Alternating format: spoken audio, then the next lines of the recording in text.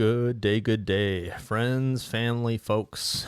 I am here to talk to you about the perils of investing in Magic cards, specifically Magic singles that come from Commander decks. So the long story short, is that I think it is highly risky to speculate on singles from Commander decks, but I still do it, and I'll get to the reasons why. But anyways, before we dive in, hi, my name's Nick. I own a company called Capital Catalyst. I sell trading cards, links below. I also make videos, and if you are interested in learning about markets and MTG finance things, please subscribe down below. We're almost at 250 subscribers. Very exciting. Hopefully we're there by the time this video comes out, but I'm trying to get to 500 is the goal, the dream. So please subscribe. All right, now back to it. So let me tell you a little story about a guy who was walking around Costco checking prices and realized that the price of Grave Titan had shot way down. And then upon realization that a Commander deck set had printed such a great card, such a staple, bought a bunch of copies of them. Yes, that was me. And I believed that Grave Titan was going to go up. And let's take a look at the price history here. Share my screen. It has not gone up. In fact, when I bought it, it was about here. This is actually the M12 Grave Titan.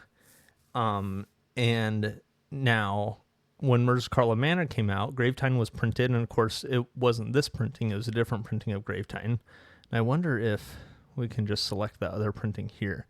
Yes, we can. But before I do, I just want to point out, look at how many printings of Grave Titan there have been in Commander decks, right? So Grave Titan used to be, it used to be a standard playable powerhouse kind of card. That being said, it's been printed, it has been outpaced, it has been power crept. It is not a, it is still played in some decks, and in fact, the deck that it was printed in, the Precon in Murder's Call of Mana, was a graveyard-focused deck, and Grave Titan went very well in there. And so, what I'm looking at right here, this M12 copy is going for about $6, buying a bunch of them, because I was thinking to myself, hey, this is a playable card, this is a good card, this is a card people are excited about playing in Commander. Commander is the most popular format. I could see this card's price going up in the future. And what has been fascinating to watch over the years is the price just going down. We can take a look at the Murder's Call of Mana copy. Similarly, I bought it around $1. And yeah, sure, there's like a little bit of noise here and there, but really, it's like a 50-cent card. It kind of jumps around a little bit. This M12 copy picture shows it better, but the thing is that this card keeps being reprinted, and that's kind of the point, is that when a card is printed into a Commander deck set, it's kind of like Wizards is giving permission for that card to just be reprinted into oblivion.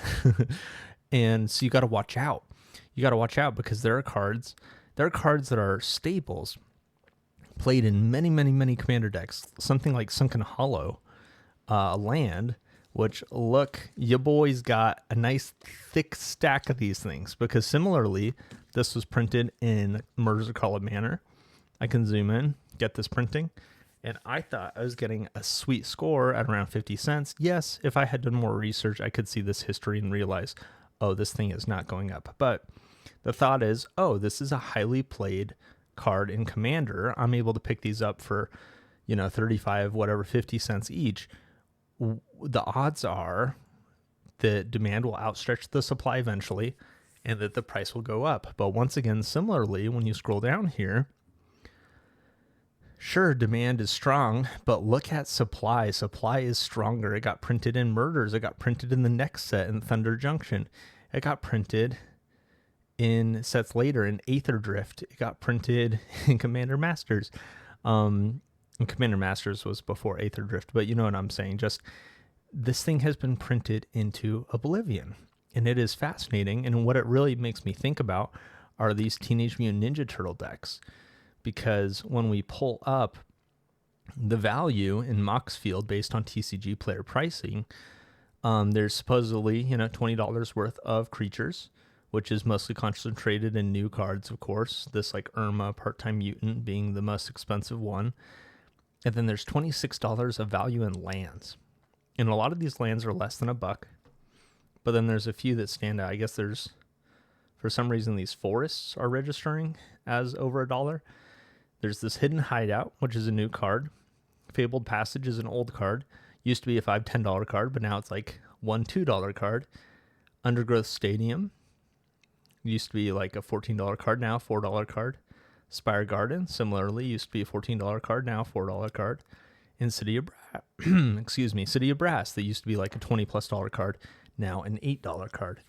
And this is, people applaud, as they should, the reprint of these cards into this commander deck because it helps the value, helps make the deck better play experience, and just a better value, a better buy for customers.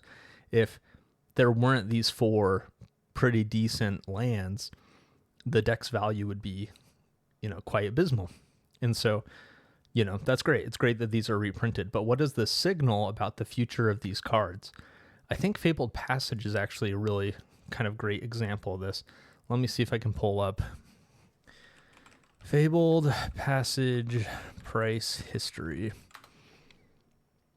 Because a card like this is very playable.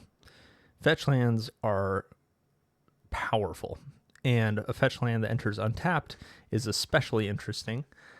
And a fetch land that enters untapped that you don't have to pay life for and is cheaper than the other normal fetch lands is also quite interesting. So Fabled, wow, I did not realize, but Fabled Passage, once upon a time, early in its life, was a $10, $20 card and has gone down in value and really hasn't been above kind of a $5, $6 card in a long time, which is interesting, like years. Plenty of time for Wizards to plan and say, hey, guess what? Fabled Passage is now on our list of cards that are just not going to be particularly valuable. And that's cool. I mean, that's cool. Like I said, for players, for people who want to help the consistency of their commander decks and help their decks do better, Fabled Passage being a $2 card is incredible. But what's interesting is just the reality, I think, that by printing this card into a commander deck, it basically guarantees that this card will never be worth significant money. And I would wager that the odds are that another commander deck is going to come out in the next year that has Fabled Passage as one of the lands in it feels pretty high. And so if that's true, it just hurts even further the ability for this card to go back up in value. Undergrowth Stadium and Spire Garden are particularly interesting. These represent a land cycle. They're the battle bond lands that enter untapped if you have 2 or more opponents. Quite powerful because there's no downside dual lands. When you're playing Commander, it's just, this is 2 colors that you need. And like I said, these were like $10, $15, $20 cards. And so for them to be reprinted in kind of to signal to players, to investors, to whoever, that they are willing to reprint these cards. I mean, I'm just going to look up Spire Garden price history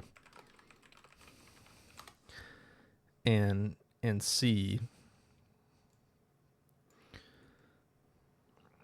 Yeah, it's funny. It's signaling like there's been a rise in price, but there's just no way. That's the thing too, just a side rant. The prices on these sites, the historical view is very helpful. Okay, let me back up a second. Getting card prices down is a hard thing to do. What do I mean by that? Well, you'd think it should be simple because you can go on TCG Player or eBay or whatever and say like, oh, this is the card price. Unfortunately, it's not that simple because on eBay there can be, are you going to base this card price off of sales or are you going to base the card price off of what is currently listed? When you base the card price off of sales, were they auctions or were they buy it now? And there's just all this kind of ambiguity around what counts as like an actual price. And so with Spire Garden, what am I talking about? I'm talking about how we look at these price here, this spike up to like $30, and we say like, oh, wow, this thing has spiked up in price. Maybe let's take a look. We're on TCG Player and we see the past month, the price gone from 18, some selling at 23, selling at 20, 23. it makes it look like the price has gone up, but really it's been flat over the past month, which is kind of surprising with this reprint. Oh, wow, this is interesting. I mean, this kind of hurts my thesis a little bit. This is a card that's been reprinted, but the price has not gone down yet. But I would say give it time. People might be a fan of the original printing of the Spire Garden from Battle Bond, and that could hold strong, but I do not believe that that is sufficient to keep prices strong, because the thing is that the vast majority of people who are buying Magic cards are players. They're buying the card to play in the game, and when they buy the Turtle Power Spire Garden, which by the way doesn't even look that bad, it doesn't look as cool as the Spire Garden from Battle Bond, but this one doesn't look that bad. When people buy this one, it's going to play in the game just as well as the one from Battle Bond. And so that kind of gets into part of my thesis. So kind of a dual parted thesis. I think that investing in singles from Commander decks is high risk because they will be reprinted. That's what makes them risky. But that doesn't mean that there isn't opportunity. And just like how Spire Garden is supposedly seeing strength in its price, and there might be an opportunity right now to pick up Spire Gardens from this TMNT Commander deck at a price of $4, and in the future they might be $15, $20. I saw another opportunity that I think is just really interesting, which is Muldrotha, the Gravetide. So this was printed in a Commander deck in the Edge of Eternity's Commander for the Elementals deck. It's a 3-color creature, 6 mana, and it's a powerful creature, and it's a very popular commander. The copy that just got reprinted is 50-60 cents. However, copies from other sets, like Double Masters, it's $2. Let's see, Dominaria, we're looking at $2, $2.50 for near mint. Looking at $5, $6, $7 for the list copy, which is so interesting. Wonder why that would be. And so there seems to be this arbitrage opportunity. Oh, and Foundations copy, which Foundations is still in print. Booster boxes actively being printed. There's copies for as cheap as $2. And we see the price going down recently, like over the past month.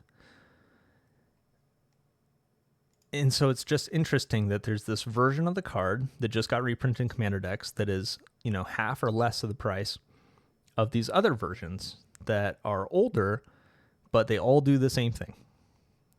And so what's going to give? Similar to Spire Garden, with Muldrotha, either the card is going to continue to be reprinted and the price will go down, down, down for old copies, or the card is going to go up in value because people want it and want to play with it. And the version from the recent Commander deck that's been printed is just as playable as the ones that were printed before. And so that's what you're gambling on. When you're buying singles, it's will they reprint them? I don't think they're going to reprint Muldrotha just because there aren't a lot of decks that Muldrotha goes into. It's 3 colors, just graveyard focus. It doesn't make sense to do Muldrotha as a reprint in very many Commander decks. Something like Spire Garden, I think it makes more sense to reprint, especially if they're just going to open the floodgates and reprint these Battle Bond lands into Commander decks like they're signaling they might be willing to do. It's hard. It's really hard. What do you think? I'd love to hear your thoughts in the comments. But hey, thanks for tuning in, listening to my thesis on why I think that there's high risk in investing in these cards. The high risk being that there's a high chance of reprints. But of course, the upside, I think, is if it's not reprinted, it's guaranteed. But that's the question, is the reprints. And in general, I think these cards will be reprinted. But Muldrotha, I think, is relatively safe, and I bought 10 copies. So that's all. Thanks for watching.